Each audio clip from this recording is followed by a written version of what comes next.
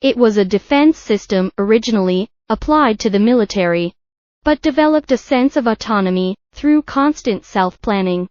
Judging that mankind would be a danger to himself, he activated all the world's nuclear bombs on this day.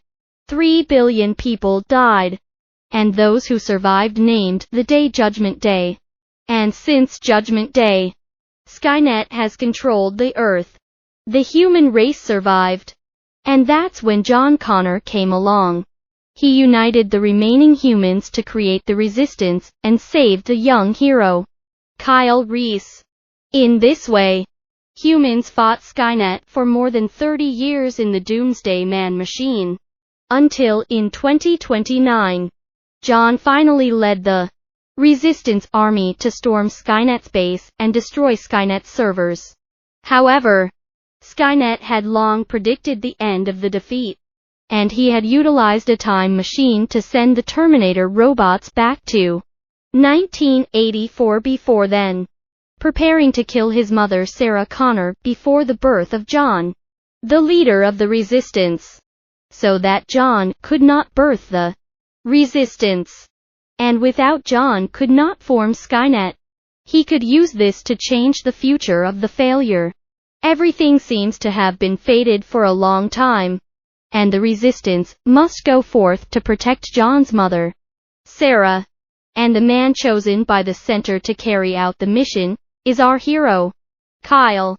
Kyle boards Skynet's world machine.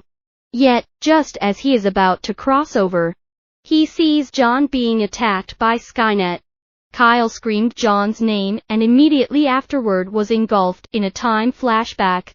He saw countless snippets in the replies, and it seemed that the actual day of the 1997 shooting had not arrived.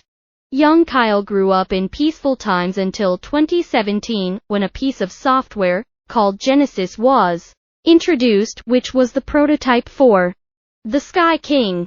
Finally, accompanied by a ball of light, Kyle arrives in 1984. On the other hand, the Terminator T-800 sent by Skynet also arrived in 1984. According to the script, he was going to strip a couple of punks of their clothes before launching a series of reparations on Sarah. But before he could put on his clothes, an older version of T-800 suddenly attacked him. The bullets clanked against the younger version's body, but didn't do half as much. The young version just landed. No gun. Can only close to the uncle version of the boxing championship match. The two of them, every punch is solidly draped on each other. The uncle plate seems to be a little less sensitive, and gradually showed a disadvantage. Just then, far away on the high platform, a sniper opened 8 times the lens, aimed at the core of the young version, pulled the trigger. The bullet hit and immediately incapacitated the young version. The crisis was lifted. The older version stood up and gave the sniper a thumbs up. However, Kyle's side was in danger. Since time women couldn't wear clothes, the first thing she did when she arrived in 1984 was to peel off a homeless man's pants. But in the very next second, the cop showed up, and Kyle couldn't spit out the cop's efficiency in time, pulling out of the way with her bare upper body, because the cop was also a Terminator sent by Skynet, and a more advanced one at that. T-1000. His entire body was covered in liquid metal, and not only was he and eatable, but he could change shape at will. Kyle escaped into a clothing mall, and then panicked and ran into real police. The two cops wouldn't listen to him, and put a pair of handcuffs on him. The Terminator comes up from behind and stabs one of the cops to death. The other cop then believes Kyle, but the Terminator is already closing in. Just as the two are about to be done for, a truck bursts into the mall and then slaps the Terminator away with a backflip. The door opens and a woman yells to Kyle to come with me if you want to live. without even thinking about it at first. The woman went up the stairs. No. Got into the car. The person who saved Kyle was none other than John's mom, Sarah. He is now, without the 3 dragons, but with a muscular tough guy uncle version of T-800. Sarah had named him Pops. Carl is a little confused. This is a little different than the Sarah John described. He doesn't seem to have just gone back in time. It's more like he's jumped to another timeline. In this timeline, the Sky King had come to assassinate Sarah in 1973, when Sarah was only 9 years old, and all of her family had been killed in the miracle, and he alone had been saved by Pops. The identity of Pop's maker was unknown. He was clear of all his information. Only Pops had left a core program, which was to protect Sarah Connor. Kyle is a little less than convinced by Pops, thinking that all robots are enemies, and that maybe at some point some code lurking inside the program will go into effect and want to kill all humans in response. Pops gave him a magical smile. Sarah had long known the future through Pops, and they had created a rudimentary time machine, ready to travel to stop Skynet's awakening before he came online. And the CPU inside the T-800's brain was the key to activating the time machine. Just then, the liquid Terminator reappears, using his liquid metal to resurrect the younger version of T-80 that was killed off. Kyle tangled with the T-800, who picked up a howitzer and blasted at his opponent, but only managed to make the T-800 recede from its bionic exterior. Devilish T-800 step by step. Some howitzer does not work. Want to kill his sniper rifle to continue to attack. But T-800 ate the loss of this gun, so immediately interrupted him. Kyle fell into the underground pipe.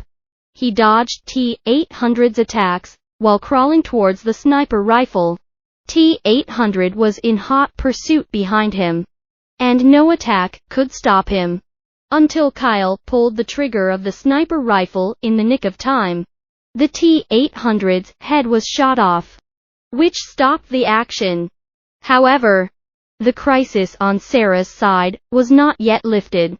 The liquid Terminator morphed into Kyle's appearance and staged a real Monkey King with the real Kyle. Sarah and Kyle were on group mode, so they instantly distinguished the liquid Terminator, who then burst the pipe overhead. The extremely corrosive liquid sprayed down, and the liquid Terminator was unable to maintain his continuity, and his figure was gradually destroying. But he managed to make it into the safe zone on a sip of his drink and attacked Sarah. That's when Pops appears as the liquid Terminator and is caught in the middle of the strong acid again, and is finally choked out of the ring by Pops. With the crisis finally over, Sarah is going to carry out his plan to go back to 1997 and destroy Skynet before he awakens. But Kyle tells him to go back to 2017 instead, as Skynet's awakening has been delayed to 2017 due to a timeline change. But Sarah is unwilling to trust Kyle. He's been preparing for this plan for years. There's no way he's going to change his decision just because Kyle says so. But Kyle spoke of a hobby that only Sarah and her father knew about, a memory he had acquired while time traveling. Sarah finally believes Kyle's words, and the two are about to travel together to 2017 San Francisco. And you can't wear any clothes while time traveling. So they undressed in the locker room and rocked Sarah's son, John. Kyle had been single-handedly brought up by John, to whom nature had a deep affection, and Sarah had even more mixed feelings. Knowing that was her future child, Pops secretly asks Sarah, "Why don't you tell Kyle that he is John's dad, and that he is your mate." Sarah took great offense to the word mating. She knew it was a given that the two were together, but it was also a given that they would have to cultivate a relationship first. And the first step for the two to develop a bond was to stand honestly in the time machine. Then, as Pops pressed the start button, the time machine raced. In the end, the two disappeared into time, leaving Pops alone to wait for the arrival of 2017. However, something goes wrong with the experimental machine, and the two are mistakenly sent to a bridge. They are naked and have no idea where they are. Compared to the rest, the American police grab them again. And, under the bridge, the aged Pops finds the two. They were first taken to the hospital because they were hit on the bridge. Then, from the doctor's mouth, the two learn that Genesis is about to go live, and that there is only about a day left for them to do so. After the doctor stitched up the two men's wounds, a bunch of cops interrogated them. Both men's identifying information was particularly strange. Skihalas was completely untraceable, as he had long gone incognito to avoid the Terminator. Kyle's identity, however, matched that of a 12-year-old. Kyle thought about it carefully. He was born in 2004, so he should be exactly 12 years old.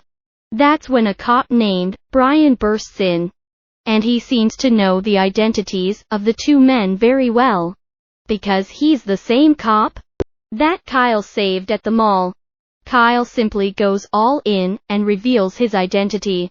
But everyone but Brian treats him like a fool. Sarah tries to stop Kyle and the two get into a fight right in front of the cops and steal the doctor's pocket knife in a panic. The police think it's out of their hands, so they get a call from Homeland Security and pull out. Rand uses the pocket knife to open the handcuffs after the cops leave, and just then Homeland Security arrives. But the person who walks into the hospital room is actually John. And the family of three, with an odd age difference, wears it out under bizarre circumstances. Kyle, the only one in the dark, is naturally very happy to see the son who raised him to be a man. And the untouched Shara suddenly had a child older than herself, and her heart was full of mixed feelings. But now there is no time for them to be melodramatic. The poison circle will soon be refreshed. John rushed to take the two to run away first before saying, "But I did not pay attention."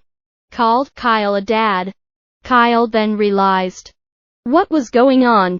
Meanwhile, Pops arrives at the hospital with an oversized teddy bear. He finds the trio through the surveillance room and, without saying a word, takes a shot at John with the sprayer hidden inside the teddy. Kyle and Sarah both thought Pops had gone rogue, and Pops said, "I'm not showing a kill score here." When they see the resurrected John, they realize it was John who defected and not Pops. It turns out that John was turned into a nanobot-like state by Skynet graphics when Carl was on his way out. Skynet sent John to 2014 to protect the successful creation of the tester. And now, after the failure of the first few steps, Skynet tries to reconcile with the two men by making them look like John as well.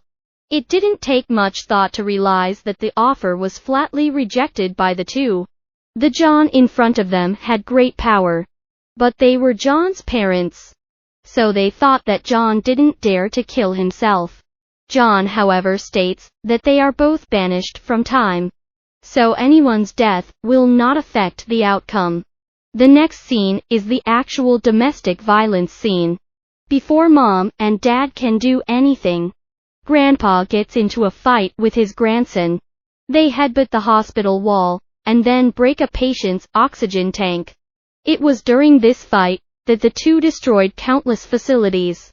And finally, they hit the MRI room. Since both were made of metal, they were both sucked through the worker's instrument. Sarah and Kyle turned off the instrument. And, after aiding Pops, turned it back on again, and maxed out the power. The three were given a brief moment to escape as the Injustice was sucked in by the Microtheater and, unable to move,